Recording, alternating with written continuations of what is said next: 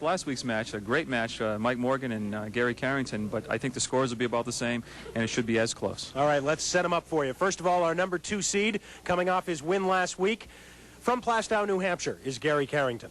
Okay, Gary comes in averaging 132, high single of 196, high triple 480.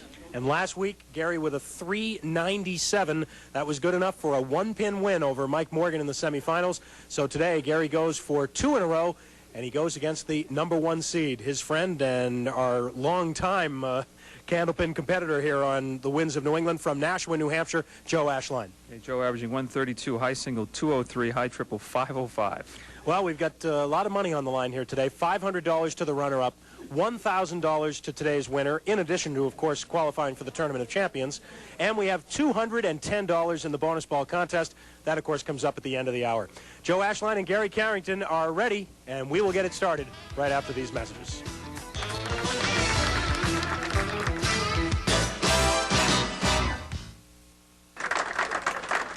Well, so far in this ladder, the seeds have held in every match. The higher-seeded man has won each match. Number 4, Fred Ranella, won the first one. Mike Morgan then won the following week. Last week, Gary Carrington knocked off Mike Morgan by 1 pin. Today, it'll be the top 2 seeds, Joe Ashline and Gary Carrington. And one of these 2 guys will join these 3 who've already qualified for the 8th annual Tri-State Megabucks Tournament of Champions. Bob Kelly, Rich Clark, and Dan Broder already in. There are 3 spots still open, and one of these 2 guys is about to claim it. Gary Carrington will start the match. And if there were one match where you'd want both guys like with microphones on them, this would be it. This is it, yeah. Yeah. I have no second delay, though. We might need that.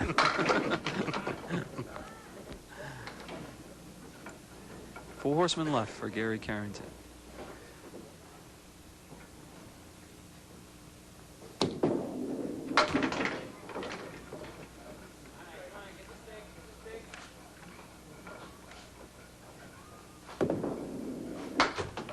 A 9 to open for Gary.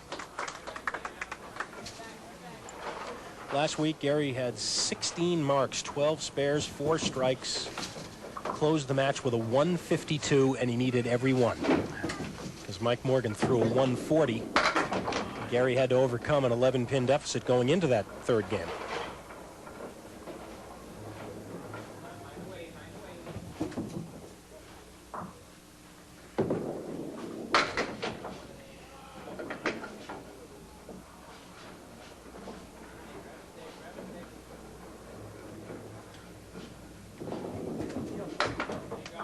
Couple of 9s for Gary Carrington.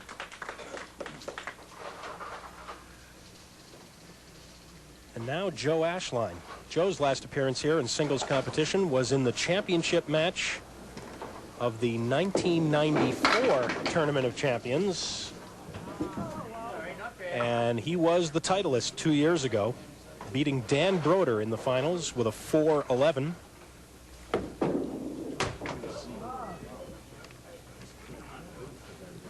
It's kind of unusual that Joe would go this length of time, almost 2 years, without qualifying. There's the ball he wanted on the first shot. It's a nice 10 out of it. Missed the sweep across the first try.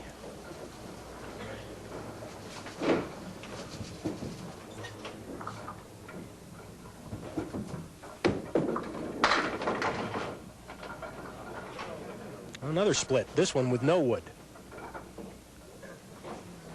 3-6 and 4-7.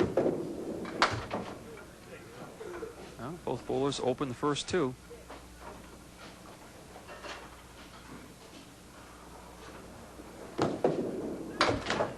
And all even after the first 2. A reminder that Candlepin Stars and Strikes here on the Winds of New England is brought to you in part by Rockingham Toyota Dodge Nissan. Right on Main Street, Route 97, Salem, New Hampshire. Come to Salem and save at Rockingham Toyota Dodge Nissan.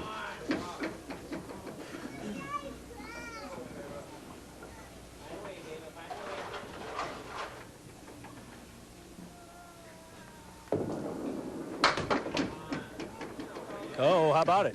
Not quite for Gary.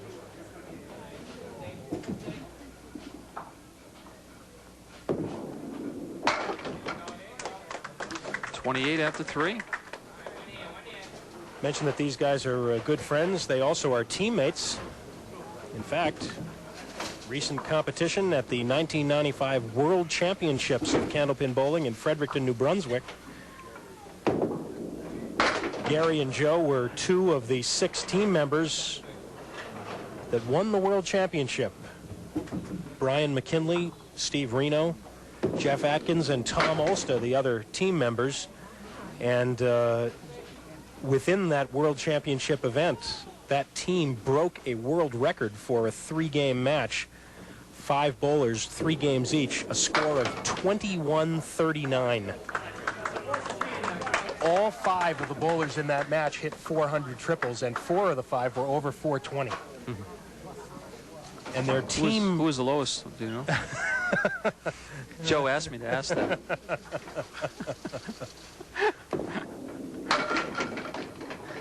I think it was Gary Carrington at 402, but I'm not sure. I think Joe told us. Yeah, I think Joe told us. But the amazing thing about that team, Dan, up at the World Championships, as Joe Ashline comes up with the first mark of the match, playing the wood to perfection. Another look. Perfect. Their record, the team's record in that competition, which goes on for a week,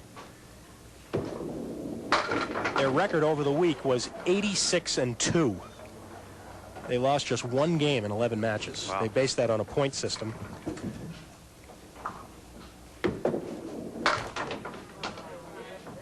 You get 2 points for each game and then 2 points for the match, and they lost just 1 game, so they were 86-2 in points. That's incredible. Really, for that level of competition up there, it's quite keen, to say the least. And actually, the team they beat in the finals of the World Championship was the New Hampshire All-Star team, which is another team comprised of a lot of familiar names. Tim Lipke, Mike Poulin, Bill Koffold, Dave Dupuis, John Thomas, Steve Vadney. It's a quite a bit older team. Is that why you think it is? Seasoned right? team. Yeah. Remember, guys, that was Dan Murphy who mentioned that. 9 for Gary. He's still looking for his first mark here.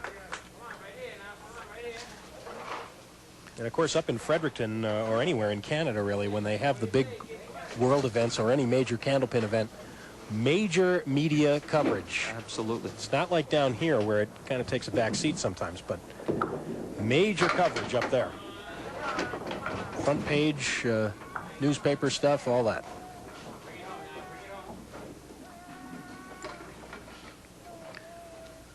Two, 4, 7 for Gary, looking for his first mark, and there it is. Spare in the 6th.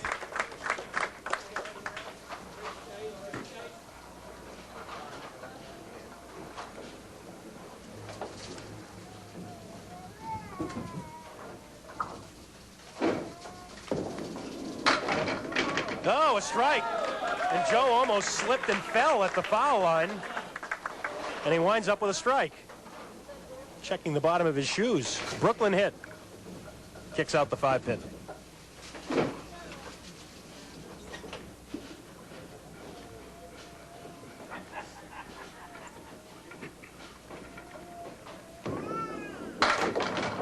And he's hoping for a break. But he'll be left with the 2-6. Well, there's a 2-pin. There's a piece of wood behind the 2-pin. So if he hits that 2-pin on the inside, it just might go to the left sidewall and back across. No. We'll never know. 8-pin drop on the strike. Gives him 63 at the halfway point. Ooh, too good. Cut it in front of the 6-pin. 17-pin advantage for Joe Ashline. But that does not, of course, count Gary's fill ball coming up here on the spare. Right.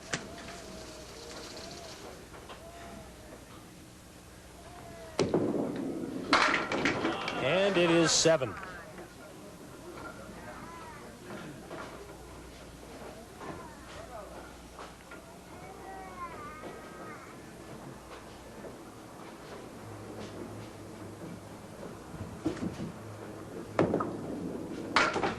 No. Starting next Sunday at 12 noon here on the Winds of New England, we will have a brand new 4-week series. 5 new bowlers. After today, there'll only be 2 spots left in the Tournament of Champions.